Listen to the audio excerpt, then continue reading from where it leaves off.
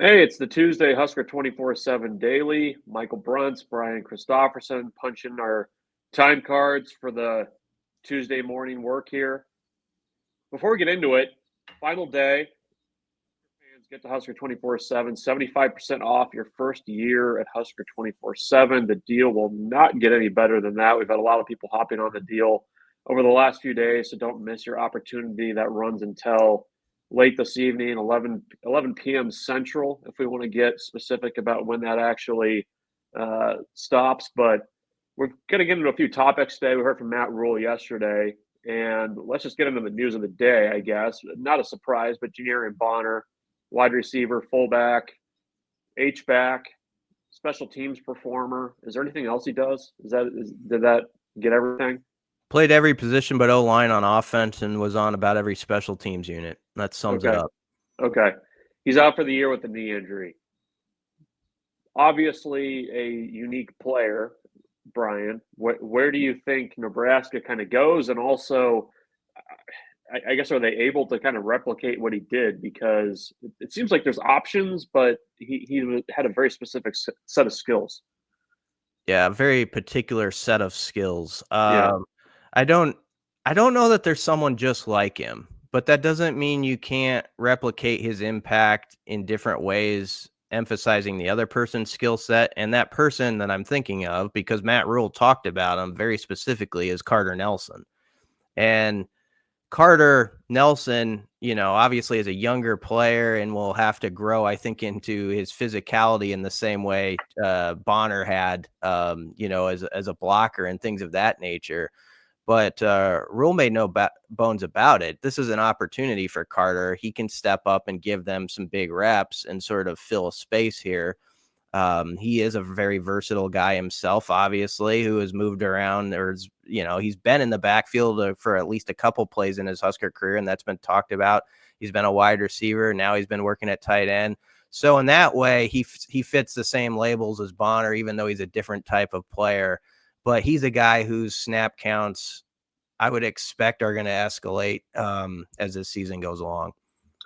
He's also a guy coming back from an injury himself. He had offseason hip surgery, missed a good chunk of the spring, and Nebraska was being very careful with bringing him back throughout fall camp, not to overuse him and kind of let him get his feet under him a little bit. I think he's an option. I think there's probably a chance that we see Heinrich Harburg do some of the things that Bonner was doing a little Yep. bit, but certainly an interesting injury and kind of how Nebraska chooses to move forward there.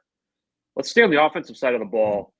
Matt Rhule talked about explosive plays. It's obviously been a topic of conversation on our message board. Nebraska only had one play against Cincinnati over 20 yards. It was a 24-yarder to Isaiah Hunter, who made a nice catch and then fell down. Probably could have gone for more, actually. But Matt Rhule says he's not concerned, said he saw his playmakers showing up. I mean, Cincinnati's defense was not going to allow big plays. That's kind of their MO. Your level of concern, and do you buy Matt Rhule's confidence in what Nebraska's got offensively right now? I buy why he's saying what he's saying. I still want to see it sort of with my own eyes, I guess. So, like everything he said on Monday about like we had a guy over the top on this particular play. If Ja'Cory just, can keep his feet a little bit more, he's maybe takes it 60 on that play. And Isaiah Hunter probably could have actually scored on the one if he had stayed on his 2 feet on that 124-yard catch. All that is true. And so as a coach, I think right now after a first week game, you are preaching like, look at this play right here. It was a block away or it was a foot away from being cue the fight song type of outcome for us. So don't be discouraged. It's there. But it is something you want to see them actually translate to the field. And you would expect you're going to see it against the next two teams in some manner. But then you want that confidence to be such that against Michigan, in a game like that, and I hate to look ahead, but that's the one people are thinking about when we're not in the locker room. That's the game where, you can try to win a knockdown drag out where you go 12, 13 plays every drive against a team like that. But to get on top by 3 or 4 points, you might need somebody to make a 65-yard play somewhere along the line that just kind of gives you that edge. and the team that usually does that wins. So it would be nice to see that start to pop up a little bit more. I know Cincinnati's defense played a style, the 3-2 shell or whatever, that kept it in front of them. And I appreciate that Nebraska had a nickel diamond a bit. But you'd like to see some of the routine plays become explosives like was talked about throughout August.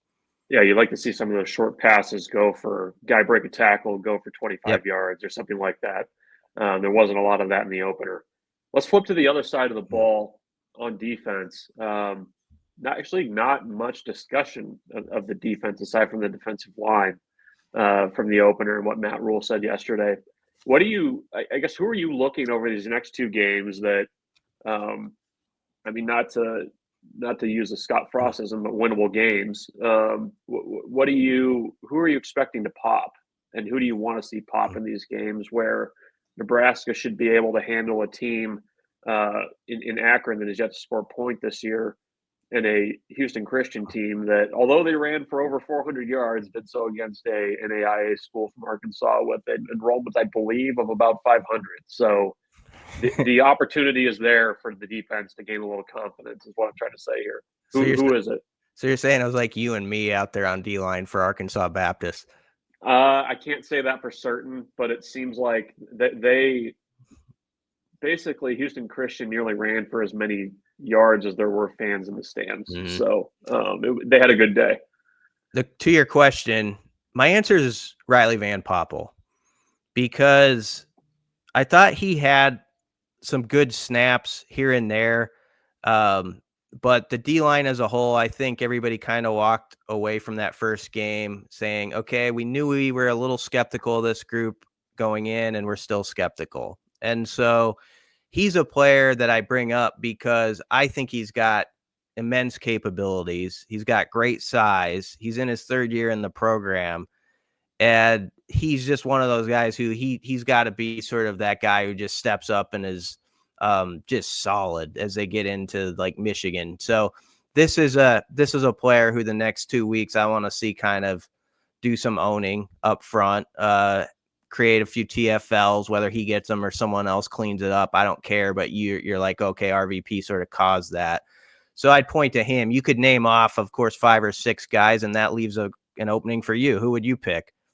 I'm going linebacker. I mean, I think Vincent Shavers flashed enough in that game on Thursday. I want to see more from Watson Trent. I mean, he kind of got caught up in the wash a lot.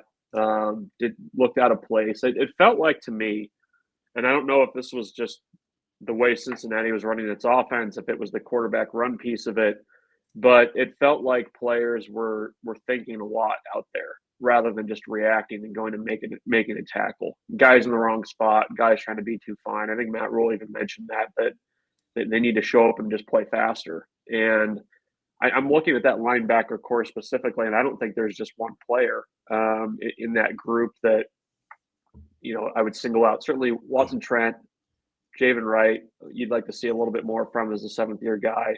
Even Dawson Merritt. I mean, he played, I think, 7 or 8 snaps in that game.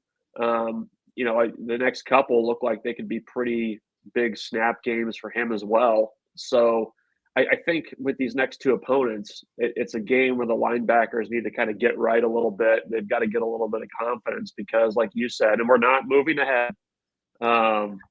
Michigan's waiting on the back end of that 2-game stretch, and those guys are going to have to be ready to play 4 quarters of big boy football. Yeah, it's interesting you bring up Dawson Merritt because that was a storyline because the game was so tight. We kind of overlooked a little bit, but he emerged as like the third backer there of the natural backers. Obviously we're not counting Javen and the Jacks in that discussion, but when you're talking Watson, Trent, Shavers, and then it was Merritt. And so that's a nice climb for him considering he missed the entire spring, Bruntz, to be in that position. And he looked way bigger too when he got there in fall camp. I thought he really did some work on his body while he was rehabbing. Yeah, no, definitely did not look like a freshman out there running around. We'll see if he gets in a little bit more over the next 2. That's going to be the Husker 24/7 Daily for Tuesday. We'll hear from Nebraska's coordinators later today. Have a little bit of that conversation on tomorrow's edition. Thanks for listening and keep it locked on Husker 24/7 for all the latest leading up to Saturday's night game with Akron.